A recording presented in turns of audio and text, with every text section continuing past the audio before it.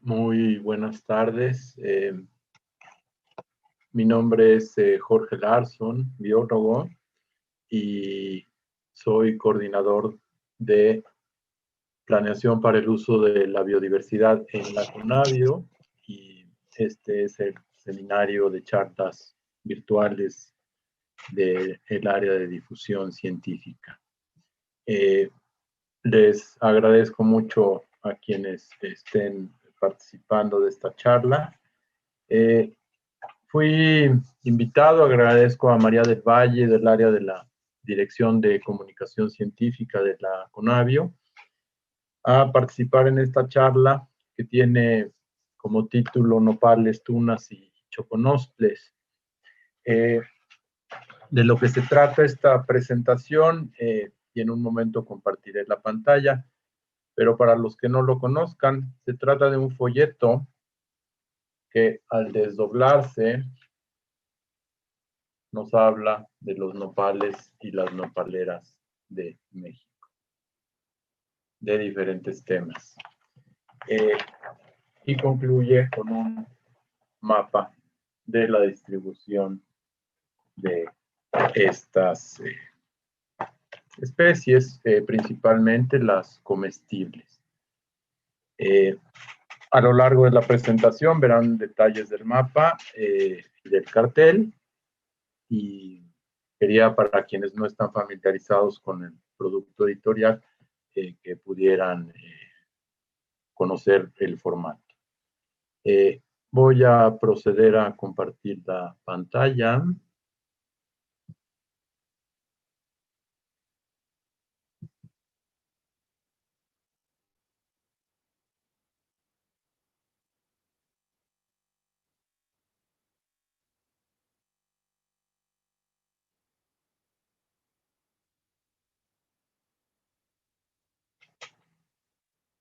Espero que ahí la estén viendo.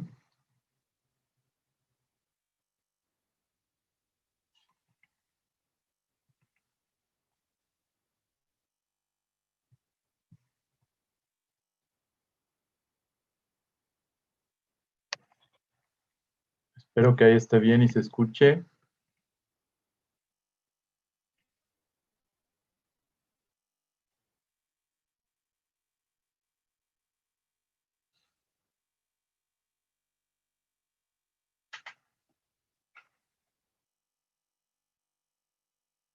Hace 12 años publicamos el producto editorial que les mostré, y hace 12 años se ha reimpreso en varias ocasiones, y en este mes patrio se habló también de otros seres vivos emblemáticos de México.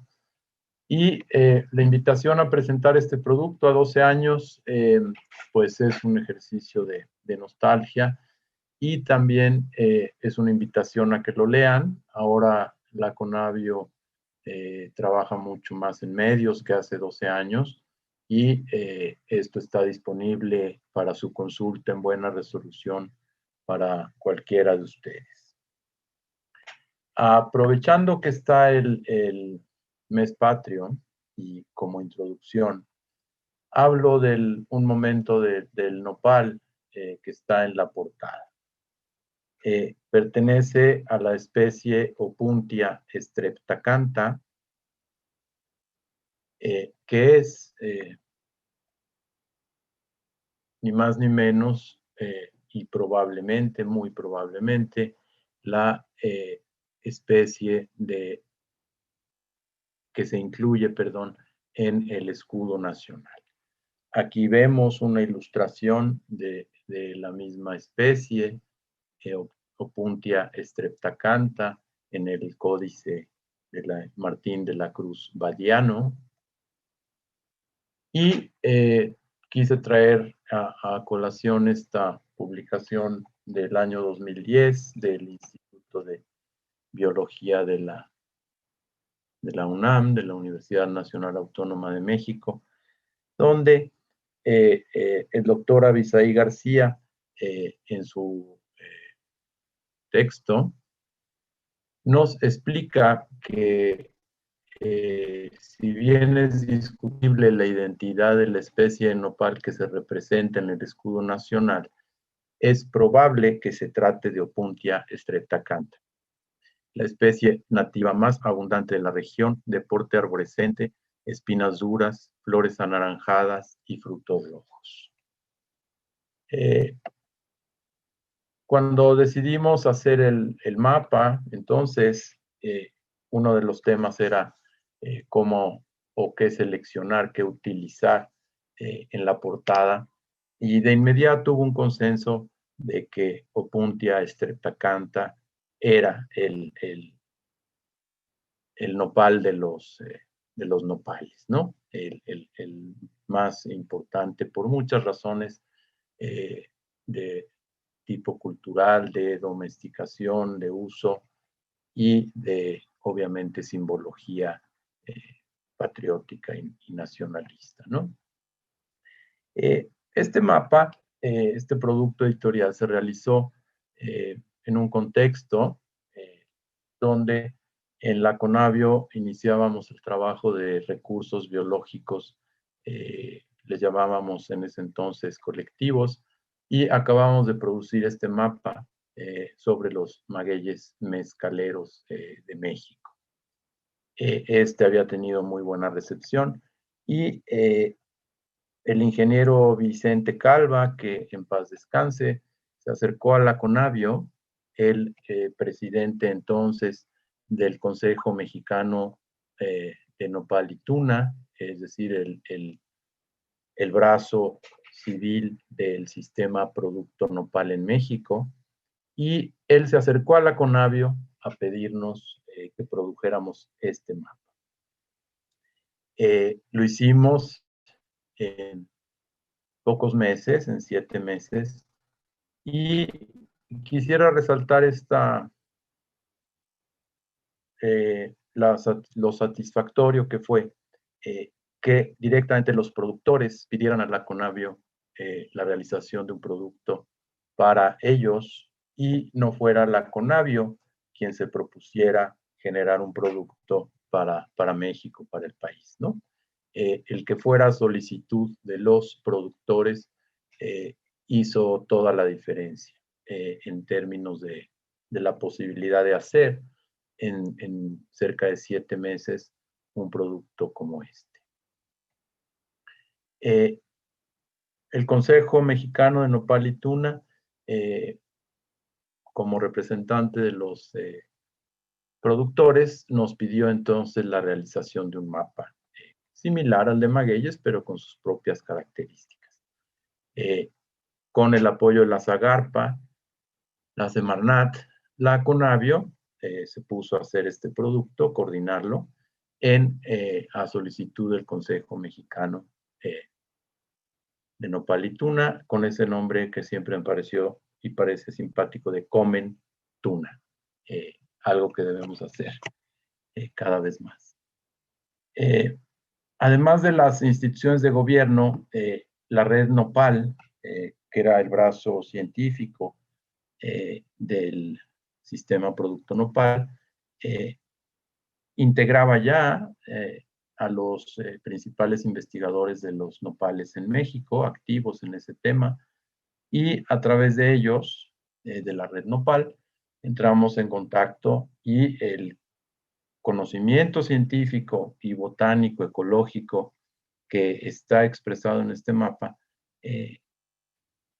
deriva de la colaboración con estas instituciones, el Jardín Botánico de la UNAM, el Instituto de Investigaciones en Zonas Desérticas de la Autónoma de San Luis Potosí, el CUCBA, el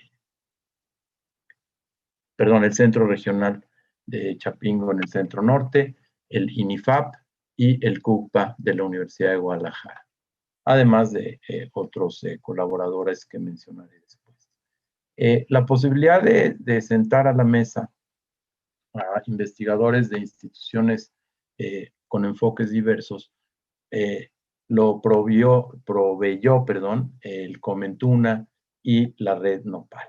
Y no me canso de enfatizar la importancia de este trabajo de consenso colectivo sobre los contenidos de un trabajo de difusión. Vicente Calva y un servidor tuvimos la coordinación general, y los investigadores que participaron son el doctor Rogelio Aguirre Rivera. En esta nos reunimos en 3 ocasiones. En estos tiempos hubiera sido una reunión parecida así, nos hubiéramos visto más en fotos. De la Universidad Autónoma de San Luis Potosí, al igual que Fernando Carlín, el ingeniero Clemente Gallegos, Candelario Mondragón, una agrupación diversa de investigadores de las nopaleras de México, Antonio Reyes Agüero, Mónica Riojas, y por supuesto la doctora Leya Sheinberg, del Jardín Botánico de la UNAM. Los demás que aparecemos ahí en pantalla, colaboradores de la CONABIO y colaboradores como equipo externo en específico para este mapa, ¿no? Y los mencionaré al final en detalle.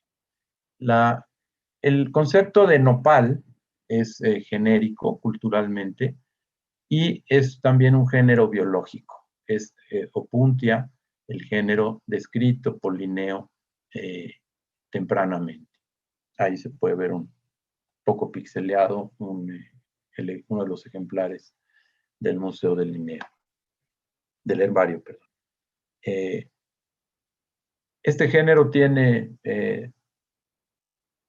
más de 200 especies en el mundo, y en México están cerca de 1/3 de ellas, un poco más.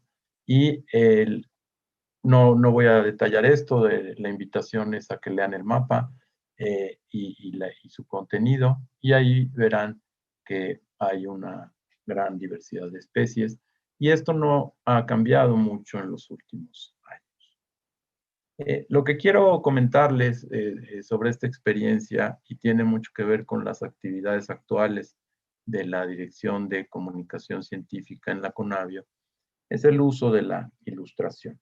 En este caso, ilustrar este nopal requería un apoyo explícito, fotográfico, y agradecemos desde entonces y ahora a Fernando Carlín que haya aportado esta fotografía de una nopal, a partir del cual se hizo la ilustración. Un nopal de grandes dimensiones, y también aportó Fernando Carlín fotografías para apoyar la ilustración en detalle. Los nopales son una planta realmente, plantas, no una, son plantas preciosas de una gran fuerza en términos de los paisajes en los que habitan. Y también son plantas que les gusta no un ambiente tan árido como los desiertos arenosos u otros extremos. Vamos a conversar entonces por qué a estas plantas les gusta el altiplano y la vegetación que también es templada, semiárida o subhúmeda, donde veremos qué tipo de vegetación les gusta. En esta ilustración, además de las pencas que conocemos y las espinas que podremos haber sufrido, podemos ver los aguates también, y el desarrollo que empieza en la flor y nos lleva a 2 tipos posibles de frutos. Más adelante hablaremos de ellos.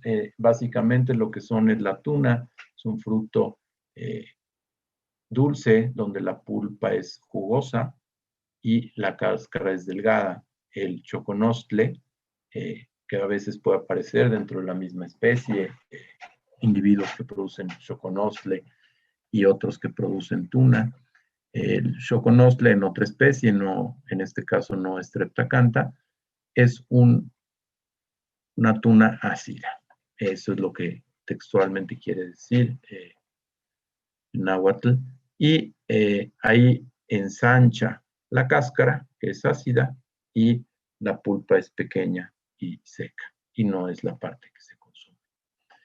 Esa diferencia es lo que nos lleva a tener en el título de esta publicación nopales, tunas y choconostles. Los choconostles son una forma de tuna también con propiedades y atributos espectaculares. El nopal, el nopalito pequeño, tierno, es hoy lo más conocido o disponible en los mercados del centro de México en términos de verdura, y la tuna sigue siendo de temporada. Nopalito lo consumimos todo el año y tuna tiene una temporada muy clara en la cual ahorita estamos, y les invito a que prueben las tunas que hay ahorita en los mercados. Esta diferencia entre tuna y choconostle, además de lo que mencioné ahorita de la temporada de tuna actual, introduce también en el caso del choconostle una diferencia. Muchos de los nopales productores de choconostle, el fruto permanece en la planta, puede permanecer ahí muchísimos meses, años incluso, y eso permite cosechar a lo largo del año. Entonces, aunque el choconostle hay poca producción, está disponible a lo largo del año los choconostles. Así que para las salsas y para los dulces en almíbar, siempre hay choconostle. En el mapa se ilustran también otras especies como el Opuntia robusta del norte de México y Leucotrica, el duraznillo precioso de Zacatecas y San Luis Potosí. Y este nopal duraznillo es también de doble fin para nopalito y para choconostle. Como vieron ustedes, es un mapa lo que es este producto que pueden consultar muy fácilmente en la página. Y además de ilustrar los detalles biológicos de los frutos, de detallar a la Opuntia streptacantha, había que hacer iconografía para cerca de 50 especies diferentes que aparecen, un poco menos, perdón, de 50, que aparecen ilustradas en el mapa. Y cada una de ellas, ustedes pueden buscar el icono y encontrar sitios de colecta. El mapa tiene precisión geográfica en el sentido de dónde se ubica una especie, es porque ahí hay un ejemplar botánico colectado. No se trata de un modelo, sino de presencias documentadas de estas especies. Y es un buen juego con los niños buscar las diferentes especies en el mapa. Además del objeto biológico de la especie, las especies y el género Opuntia, es muy importante enfatizar, que es parte del mensaje del mapa, que las nopaleras tienen un óptimo donde realmente se convierten en una asociación vegetal dominante en el centro y norte del país, bajo condiciones bastante particulares. Estas nopaleras al norte de Zacatecas, y esta distribución de las nopaleras obtenida de la edición conmemorativa del Libro de Vegetación de México de Miranda. Esta es una fotografía de Agustín Maya. Muestra cómo las nopaleras encuentran ese óptimo en el altiplano potosino zacatecano, una parte en Durango también, y las nopaleras que se perciben un poco al noroeste no son de Opuntia, sino de chollas, de cilindropuntia, donde que pueden ser dominantes.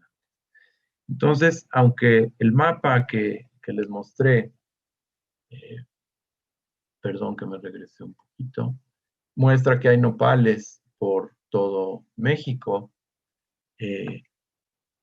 hay evidentemente una concentración en las zonas secas, semiáridas, y particularmente en los templados subhúmedos del centro. Ahí es donde se concentra la mayor diversidad de especies domesticadas del género Opuntia y silvestres con usos alimentarios principalmente o medicinales. Entonces, el contenido geográfico es central para ubicar que hay lugares donde las nopaleras son dominante Opuntia y lugares donde simplemente hay nopales que se usan, se conocen, se aprovechan. Estas nopaleras silvestres, donde son dominantes los nopales, tienen un valor biológico inestimable, y este es el mensaje principal y más importante para la Conavio en el contexto de una publicación de este tipo. Y vean el tamaño de esa nopalera, tiene por lo menos 5 metros 6 de altura, y albergan una diversidad de fauna realmente preciosa, de reptiles, de roedores y de aves. Esta diversidad de lo silvestre tiene toda una transición hacia lo domesticado. Entonces, les muestro aquí cómo en el ejercicio de comunicación científica tomamos una tabla de un artículo científico del doctor Juan Antonio Reyes Agüero, donde él ordena las diferentes variedades desde lo silvestre hasta lo domesticado, y tomamos esa tabla para también ordenar en ese sentido a las especies y explicar este gradiente de lo silvestre a lo domesticado.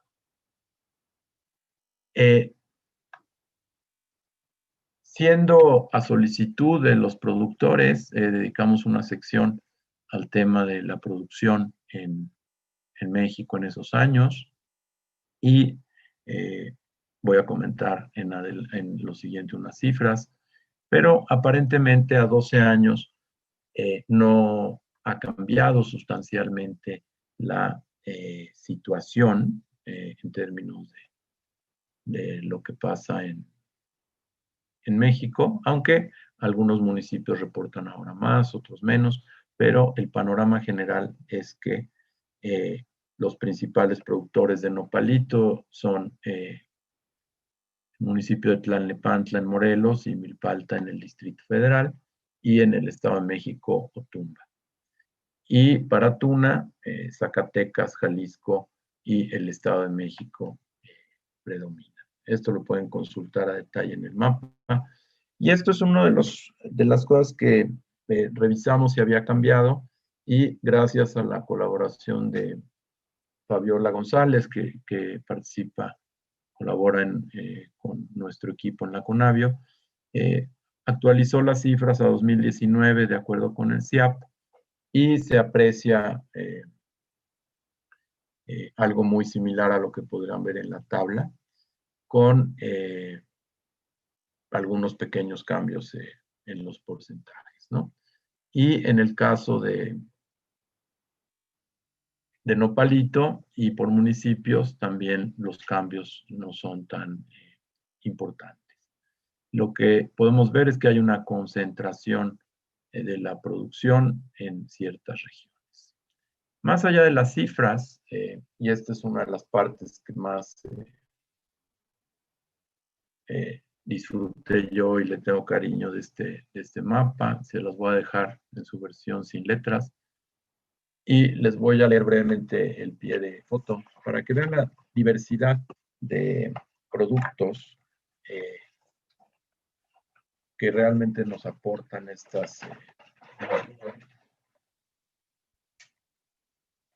bellísimas plantas. El queso de tuna a su izquierda, vean cómo se hace, es a partir de deshidratar a fuego lento el jugo de tuna, cardona, de Opuntia streptacantha y otras tunas rojas del altiplano, y se deshidrata como una suerte de ate sin azúcar adicionado, con el nombre de queso de tuna, que ven ahí los discos preparados ya para dejar a secar. El nopalito, bien conocido, pero también en el siguiente nopalito en escabeche de Zacatecas, de las zaineras.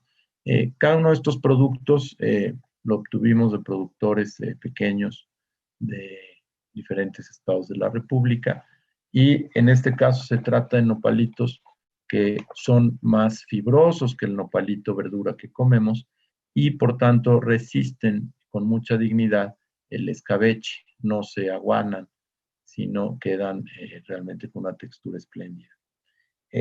Luego ilustramos los deshidratados modernos para diferentes utilidades, los polvos de nopal directamente, la fibras solubles que contiene el nopal, que es la baba, que tiene usos tradicionales, culinarios y industriales, la innovación en cremas, en champús, el uso forrajero para el ganado en zonas áridas, el uso en la construcción tradicional, los usos medicinales, la raíz del nopal blanco en forma natural de un distribuidor de plantas medicinales, y en el caso de las pastillas la misma raíz, tortillas con nopal, pastillas con nopal seco para la digestión, y finalmente especialidades como el tema de la grana cochinilla de valles centrales de Oaxaca, y los choconostles en fresco, en cristalizados, deshidratados, en salsa, enchilados. Estos son productos de Xochoc, productores de choconostle. Y finalmente el tema de las tunas y las cadenas de manejo post cosecha, limpieza, selección.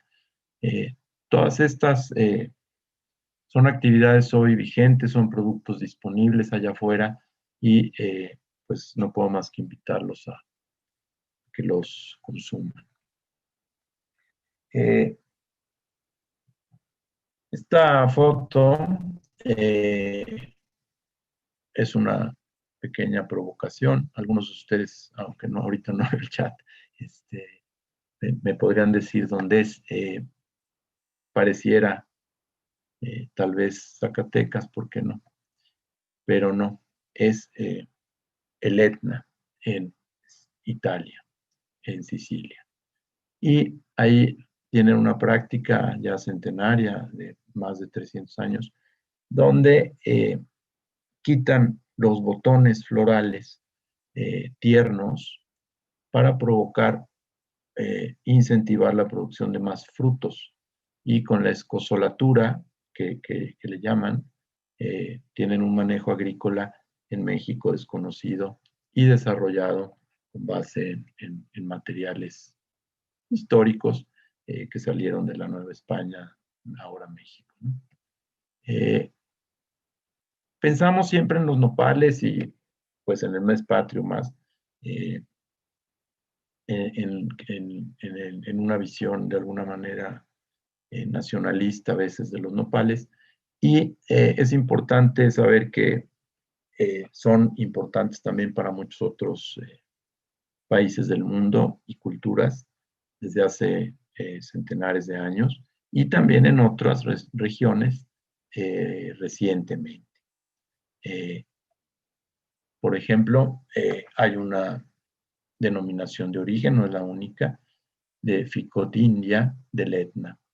Esto quiere decir que en español, higo de Indias, que es como se le conoce tanto en la lengua francesa como en el italiano a la tuna. Y tienen una denominación de origen con este manejo agronómico que les señalé. Y son los principales productores de tuna de Italia y de Europa, evidentemente. En la colaboración con la red Nopal, uno de los temas que se toca en el mapa es el de las variedades vegetales registradas. Eh, es un tema relevante que también actualizamos y ahorita les voy a comentar algo. Antes de que termine con este comentario de las denominaciones de origen, en México algo sí ha cambiado entre 2008 y 2020 y una de ellas es que ahora hay una ley de indicaciones geográficas. Entonces, si obtener una denominación de origen para cualquiera de estos productos era muy costoso y era muy difícil en términos de normatividad, en teoría, con la reforma a la ley de propiedad industrial, que ahora reconoce las indicaciones geográficas, Xoconostle de San Martín de las Pirámides, Xoconostle del Altiplano, serían productos que fácilmente se podrían registrar como indicaciones geográficas. Entonces, esto sí ha cambiado y amerita una reflexión por parte de los productores y las instituciones. El otro mecanismo de proteger este patrimonio, y en esto ahí están las fotografías del doctor Clemente Gallegos, de la Universidad Autónoma de Chapingo, donde se han registrado, y en ese momento decíamos, hay 50 variedades registradas por parte de instituciones públicas mexicanas. Ahora son un poco más, esto ha cambiado. Ahora hay aproximadamente 80, 90 de instituciones mexicanas. Se ha duplicado. Y también, pueden ver ahí en las tablas, hay un inicio de actividades de registro de variedades vegetales de nopales, nopalito, el Ficus indica, por parte de mejoradores de plantas en California, en Israel, tengo la idea, ese no me queda claro, perdón, y coreanos. Y China tiene centenares de patentes para ir relacionados con nopal. Hoy China ya tiene sembradas más hectáreas de nopales, nopalito y tuna que México, para su mercado interno y como materia prima para ellos, ¿no? Entonces, teniendo toda esta diversidad, México tiene también y enfrenta retos de competencia a nivel global.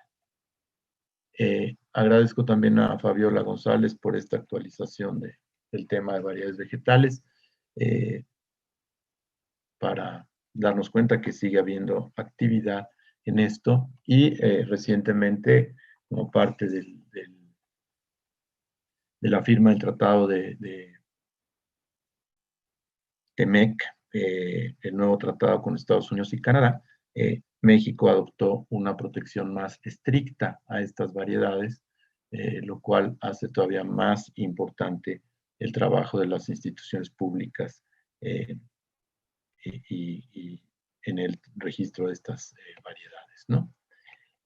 A nivel de local, y quiero resaltar que, bueno, a 12 años los científicos siguen trabajando y sí hay incrementos en la información. Aquí les muestro de Juan Antonio Reyes Agüero y el doctor Aguirre Rivera del 2011, simplemente para que se den una idea de que lo que describimos en el mapa es apenas la superficie de la diversidad de nopales disponible en México. Exclusivamente para una especie, albicarpa, registran todas estas variedades y siguen la siguiente tabla. Y luego vamos viendo especie por especie, variedades y variedades y variedades y variedades. No me puedo incluir toda la tabla, son otras 4 diapositivas que ya no puse, pero lo que les quiero decir es que el mapa que hicimos fue tan solo una invitación para adentrarse más en esto y realmente es un patrimonio precioso que requiere investigación, valoración por parte de los consumidores y valoración desde una perspectiva de conservación de la diversidad biológica. Eso es claramente la razón por la que la Conavio participa en estos temas. Y sigue la investigación, esto es en 2017, para algunos frutos de zonas áridas, es decir, los investigadores en las regiones siguen trabajando en la caracterización de esta diversidad de frutos, de nopal verdura y de choconosles. Con esto, pues, cerrar la invitación, léanlo, si lo pueden utilizar como material educativo, funciona bien a quinto, sexto de primaria y funciona muy bien en secundaria, y también lo disfrutan mucho productores y consumidores. De nuevo, haber hecho un trabajo así, lo más bonito fue haberlo hecho en equipo, y agradecer de nuevo a todos los investigadores que colaboraron en esto, y al equipo de trabajo de Conavio, Claudia, Elizabeth y Sindel. Y en la franja de abajo, colaboradores externos: Ana Escurra cuidó la edición, Fernando de Jesús aportó el trabajo en aspectos antropológicos y de nombres en lenguas indígenas. César Carrillo, hoy director de la revista Ciencias, es editor de la revista Ciencias, se responsabilizó del texto. Rosalba Becerra en el diseño, Luis Almeida en las portadas y alineación y balanceo de diseño, Rafael Ruiz Moreno, ilustrador excelso de no solo de aspectos biológicos y científicos, y director de la Ceiba Gráfica en Jalapa. Gina Yepes fue la encargada de administrar los recursos que aportó el Consejo Mexicano a la Conavio para realizar este producto. Estos productos editoriales son patrimonio público de la Conavio y están disponibles. La Conavio los gestiona, pero son públicos, se pueden solicitar los archivos en la resolución adecuada si alguien requiere imprimirlo o usarlo como materiales. A todos los que colaboraron entonces y a los que escucharon hoy, muchísimas gracias y estoy atento a preguntas.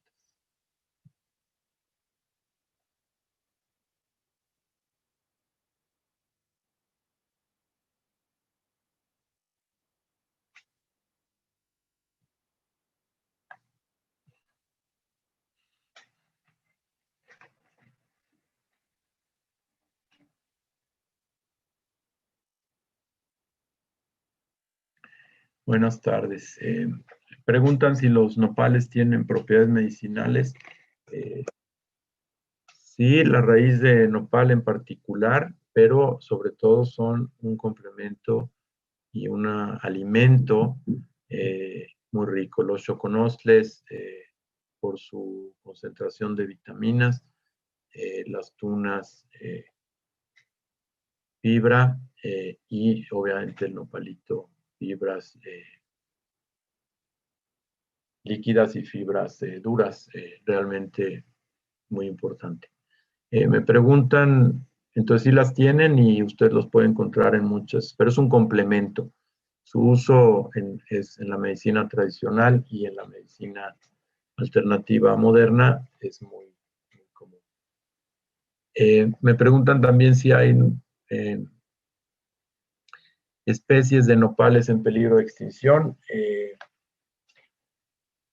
De las que se mencionan en el mapa, que son las que tienen, son cerca de 50, que tienen propiedades alimenticias o culturales, no como especies que se vayan a extinguir, hasta donde yo tengo entendido, no hay especies en peligro de extinción, pero sí hay un proceso de destrucción de nopaleras silvestres, y entonces hay poblaciones y recursos genéticos particulares que sí pueden estarse perdiendo. Entonces, si bien no podemos afirmar que hay una especie en peligro de extinción, sí claramente hay disminución en las superficies de nopaleras silvestres y reducción en la diversidad genética de estos recursos.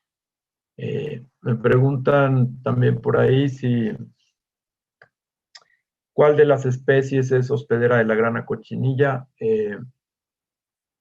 Es Opuntia ficus indica, pero también es hospedera de Nopalea coccinífera, por de ahí el nombre, lo dije mal, pero es algo parecido, donde hay una discusión sistemática de si Opuntia y Nopalea, esta variedad específica, es parte de Opuntia o es otro género.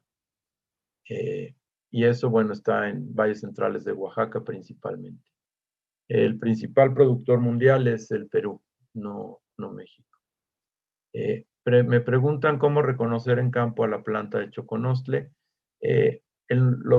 La nopalera misma, el nopal, la planta puede ser muy similar a uno de tuna. Tienes que observar el fruto y verás que tiene una forma más triangular. Permanece y madura lentamente en la planta y debido a su acidez sobrevive mucho tiempo. Entonces básicamente es la forma triangular y notarás que dura mucho más tiempo que la tuna. Al cortarlo, el fruto, sin espinarte, por favor, puedes ver la pulpa con base en la ilustración que hay en el mapa y verás que en el choconostle la pulpa es muy gruesa. Esas son todas las preguntas. Les agradezco mucho y muy buenas tardes.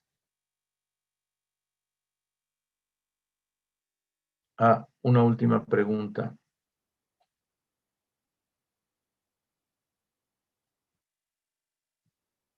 Pregunta Diana si cortar nopales de los cerros como forma de obtener un alimento gratis es dañino para el ecosistema o para las nopaleras.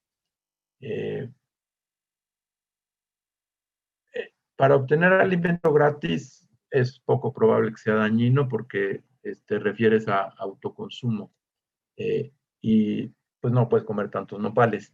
Y los nopales de los cerros no son tan comestibles, hay que saber prepararlos. El nopalito tierno de milpalta y de Tlalnepantla en Morelos y en Ciudad de México es muy tierno. Entonces, cortar nopales en ese sentido para comer no creo que sea muy dañino. Y en el caso de comer tunas o choconostles, pues siempre respetando que queden unas tunas para las aves y choconostles también para su dispersión, pero no hace daño comérselas. Hay que tener cuidado de comer tunas o choconostles del cerro sin mucho conocimiento de causa. Algunas pueden ser fuertes en el estómago. Pero dañino para los ecosistemas no mucho si es moderado. Si se trata de una extracción para comercializar, entonces sí es probable que pueda ser excedido en cantidad. Y con eso ya son todas las preguntas. Agradezco de nuevo a Sabdiel y a María del Valle por su invitación a dar esta charla y a todos los que nos acompañaron.